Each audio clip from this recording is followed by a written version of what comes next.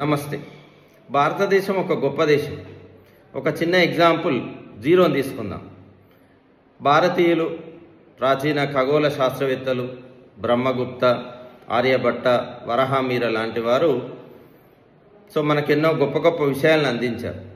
బ్రహ్మగుప్త మరియు ఆర్యభట్ట జీరోను కనుక్కున్నారని ప్రపంచం ఇప్పటికీ ఒప్పుకుంటుంది. సున్నా, జీరో, శూన్యం అంటే ఏంటి?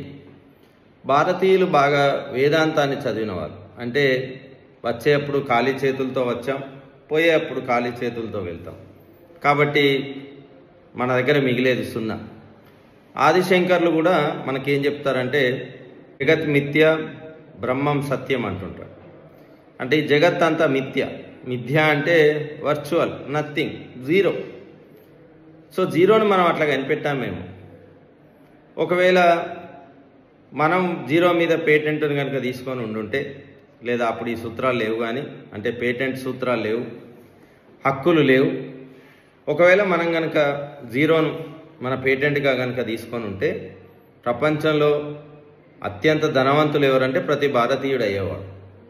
ప్రపంచం మొత్తం డిజిటల్ కమ్యూనికేషన్, డిజిటల్ టెక్నాలజీ మీద నడుస్తుంది.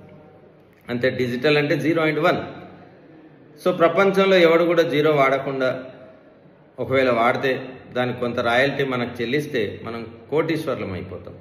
అసలు ఏ నెంబర్ సిస్టమ్, ఏ బ్యాంకింగ్ సిస్టమ్, ఏ ట్రాన్సాక్షన్, ఏ కంప్యూటర్ సిస్టమ్ పనిచేయదు. ఒకవేళ మన జీరో మనమే తీసేసుకుంటే 1, 2, 3, 4, 5, 6, 7, 8, 9 తర్వాత 11 దగ్గర స్టార్ట్ కావు. 999 తర్వాత 1111 దగ్గర స్టార్ట్ కావాలి. ఎందుకంటే మన జీరో మనం కనుక తీసేసుకొని ఉంటే. Zero is nothing, but it has got lot of value. జీరోకు opposite infinity. Infinity cannot be defined. Infinity అంటే అనంతం. భారతీయ వేదాంతంలో ఈ విశ్వం అనంతం, ఈ నేచర్ అనంతం, జ్ఞానం అనంతం, అన్ని గొప్ప గొప్ప విషయాలన్నీ అనంతం అని చెప్తుంటాం. భారతీయులు చాలా గొప్పవాళ్ళు అని చెప్పడానికి ఇవి 2 ఉదాహరణలుగా తీసుకోవచ్చు.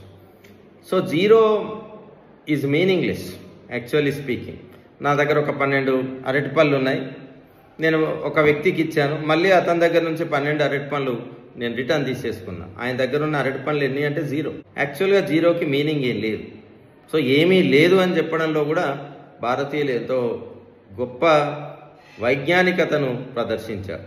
దీనిపైన మీ ఆలోచన ఏంటో కామెంట్ చేయండి. Thank you.